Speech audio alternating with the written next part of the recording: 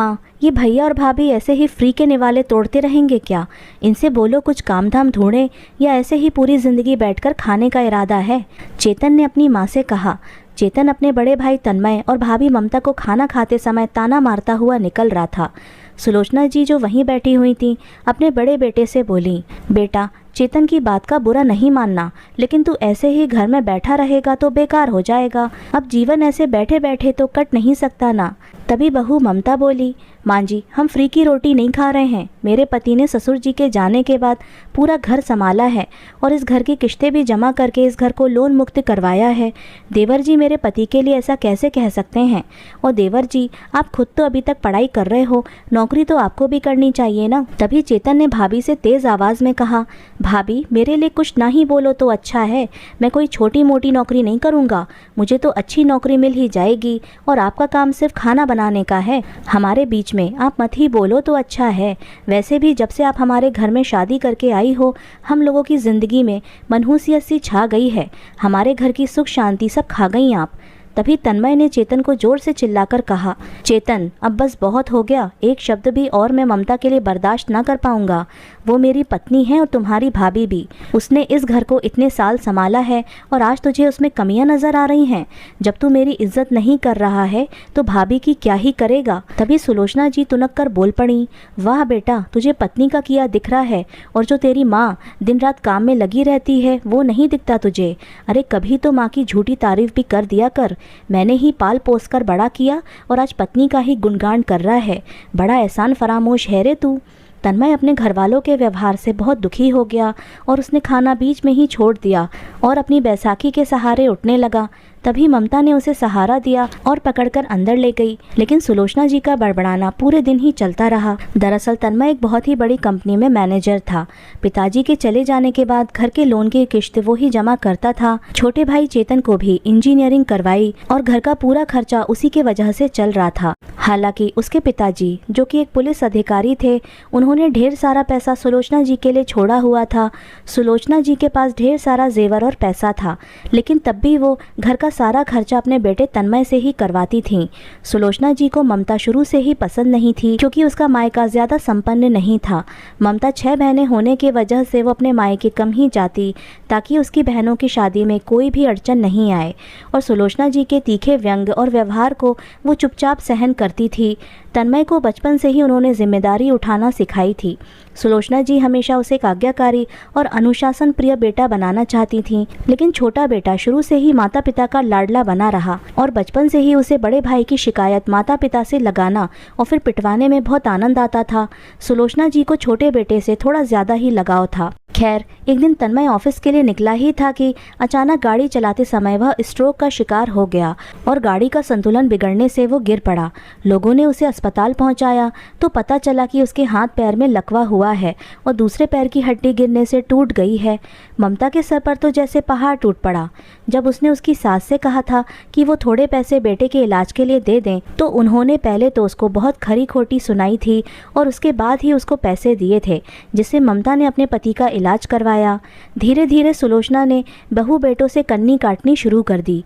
जब तक बेटा काम का था तब तक वो उसे हीरा समझती थी, लेकिन आज बेटा लाचार हो गया तो उनको उसका घर पर रहना खटकने लगा था। लेकिन ममता की मेहनत और लगन से तन्मय का लकवा तो ठीक हो गया, लेकिन एक पैर की हड्डी टूटने की वजह से उसे बैसाखी का सहारा लेना पड़ता था और डॉक्टर ने उसे थोड़ा आराम करने को कहा था। उसके इलाज के लिए महंगी दवाइयाँ लगती। जब जब ममता उनसे पैसे मांगती तो सुलोचना जी कहती, देख बहू, अब तू अपने मायके से भी कुछ ले ले, मेरे पास कहाँ से आएगा, कौन सा मैं कमाती हूँ। ममता भी सोचती कि सारा पैसा तो उसके पति ने घर पर ही लौटा दिया और आज ये माँ होते हुए भी ऐसी बातें कर रही हैं। एक दिन ममता अपने पति के लिए दूध लेकर जा रही थी तो सुलोचना जी ने ममता से कहा, बहू, दूध बहुत महंगा हो गया है, तू इसमें पानी मिलाकर तन्मय को दे दिया कर, चेतन को भी दूध लगता है। तभी ममता ने कहा, माँ जी, आप ये कैसी बातें कर रही हैं, मेरे पति को दूध की सबसे ज़्यादा ज़रूरत है, वो दूध से दवाइयाँ खाते हैं, आप ऐसा करने का सोच भी कैसे सकती हैं। तो सुलोचना जी ने कहा, सच कहूँ ना बहू, तुम दोनों अब मुझ पर बोझ बन गए हो। अरे मेरे बेटे की ही किस्मत फूटी थी जो तेरे जैसी मनहूस मिली उसे। सुलोचना जी ने अपने कटाक्ष बाण छोड़ने शुरू कर दिए। ममता चुपचाप अपने आंसू पोंछती हुई चली गई। लेकिन आज तो हद ही हो गई। देवर ने भी अब सास की तरह दोनों पति पत्नी को जलील करना शुरू कर दिया था। अब तो खाना खाते समय, उनके सोफे पर बैठते समय या घर की कोई भी वस्तु को इस्तेमाल करने की हर स्थिति में चेतन ने तन्मय का अपमान करना शुरू कर दिया था। और आज की बात ने तन्मय का दिल झकझोर कर ही रख दिया था। अगले दिन चेतन ने माँ से कहा, माँ मेरी नौकरी लग गई है और मेरा पैकेज भी बहुत अच्छा है। अरे वाह, जियो मेरे लाल, मुझे पता था तू ही मेरा बुढ़ापे का सहारा है। सुलोचना जी बहुत खुश होते हुए बोली, लेकिन माँ एक बात कह देता हूँ, अपनी तनख्वाह का 1 रुपया भी मैं घर खर्चे को नहीं दे पाऊँगा। मेरी कमाई कोई फ्री की नहीं है जो सब फ्री में खाएं और मैं खून पसीना बहाता रहूं। चेतन ने कहा, बेटा मैं भी अब इन दोनों का बोझ नहीं उठा सकती, तो रुक मैं ही कुछ करती हूँ। सुलोचना जी ने तेज आवाज़ में ममता को बाहर बुलाया तो दोनों पति पत्नी कमरे से बाहर आ गए। तब वो बोली, देखो तन्मय, अब मेरे पास कुछ नहीं बचा है और तेरा इलाज करवाना मेरे बस की बात नहीं है। तुम दोनों अब बहू के मायके चले जाओ। अब कुछ दिन तेरे सास ससुर ही तेरा खर्चा उठाएंगे। सुलोचना जी मुंह बिचकाती हुई बोली। तभी तन्मय बोला, ठीक है माँ, मैं चला जाऊँगा, लेकिन आपको भी मेरी एक बात माननी पड़ेगी। और वो क्या है? सुलोचना जी बोली, तुम इस घर को बेचकर इसका आधा हिस्सा मुझे दे दो, फिर मैं चला जाऊँगा। तन्मय ने कहा, क्या बकवास है ये? सुलोचना जी ने कहा, माँ ये बकवास नहीं है, ये हकीकत है। मैंने इस घर की किश्त भरी है और ये घर अब मेरे नाम पर है। अगर मैं चाहूँ तो आप सबको यहाँ से निकाल सकता हूँ और अपनी इच्छा के अनुरूप इसे बेच भी सकता हूँ। उसकी बात सुनकर चेतन और सुलोचना जी दोनों घबरा गए। भैया ये क्या कह रहे हो, आप ऐसा कुछ नहीं करोगे? चेतन ने कहा। तो तन्मय बोला, वाह, तुम चाहे जो भी करते रहो और मैं कुछ ना करूं। मैंने अपना सारा धन इस घर की जिम्मेदारी उठाते उठाते ख़त्म कर दिया और आज मुझे ही इस घर से निकाला जा रहा है, तो मैं भी आज अपने हक के लिए बोलूँगा कि जाएगा वो ही जिसका इस घर पर कानूनन कोई अधिकार नहीं है। अब सुलोचना जी को अपना भविष्य अंधकार में दिखा। यदि यहाँ से गए तो किराया देना पड़ेगा और बेटे की नई नौकरी लगी है। अगर सच में तन्मय ने ऐसा किया तो? सुलोचना जी प्यार से बोली, देख बेटा, मेरा वो मतलब नहीं था, तू जबरन ही दिल पर ले बैठा। मैंने तो सिर्फ ये कहा था कि थोड़े दिन ससुराल में रहता तो तेरा दिल भी बहल जाता। बस करो माँ, कब तक अपनी झूठी ममता का दिखावा करती रहोगी?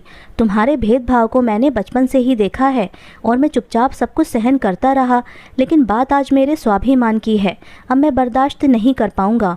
अगर आइंदा मुझे या मेरी पत्नी को किसी ने एक शब्द भी गलत कहा तो आप सब उस तन्मय को देखोगे जो आपने कभी नहीं देखा होगा। उसके व्यवहार से आज पूरा घर स्तब्ध था। ममता के अंदर आज बहुत हिम्मत आ गई थी कि कम से कम तन्मय ने आज खुद के लिए कुछ तो बोला, वरना वो तो आज तक सबकी कठपुतली ही बना बैठा हुआ था। इस घटना के बाद तन्मय और ममता ने अपना सामान ऊपर के हिस्से में स्थापित कर लिया और रसोई भी अलग कर ली। अब सुलोचना जी चेतन के साथ नीचे के हिस्से में रहती। दोनों की रसोई भी अब अलग हो गई थी और खर्चे भी। कुछ दिन के बाद ममता ने एक सिलाई सेंटर में काम करना शुरू कर दिया। वो घर का काम करके सेंटर जाती और शाम को आकर खाना बनाती। कुछ महीनों के बाद उसने एक बुटीक भी खोल लिया जिसमें तन्मय भी उसके साथ दुकान पर बैठता और उसका कपड़ा सिलने का व्यापार चरम पर पहुंच गया। अब घर में कोई उससे कुछ नहीं कहता था, लेकिन ममता और तन्मय भी ज़्यादा किसी से बात नहीं करते थे। कुछ समय के बाद चेतन ने अपने पसंद की लड़की से शादी कर ली। वो सुलोचना जी को अपने इशारों पर नचाती और चेतन ने भी माँ पर ध्यान देना बिल्कुल बंद कर दिया। वो बस अपनी पत्नी में ही खुश रहता था। जब सुलोचना जी चेतन से कहती कि बेटा तू तो मेरे पास बैठा कर, तो चेतन कहता, रहने दो माँ, जब तुम भैया की सगी ना हुई तो मेरी सगी क्या होगी। दोनों पति पत्नी सुलोचना जी को जलाने का एक मौका भी ना छोड़ते। सुलोचना जी को भी समझ में आ गया था कि उनका हीरा बेटा तन्मय ही है और आदर्श बहू ममता ही है जिनको तकलीफ देने में उन्होंने कोई कसर ना छोड़ी थी। अब वो तन्मय के साथ ही रहने लगी। तन्मय ने भी माँ को वैसे ही खुशी खुशी अपनाया जैसे वो पहले हुआ करता था। आखिर समय का चक्र बलवान है। जब समय अपनी ताकत दिखाता है तो इंसान को सिर्फ सबक ही मिलता है। तो दोस्तों, मेरे द्वारा रचित ये कहानी आपको कैसी लगी हमें कमेंट करके ज़रूर बताइएगा। मिलते हैं आपसे अगली कहानी में। आपका बहुत बहुत धन्यवाद।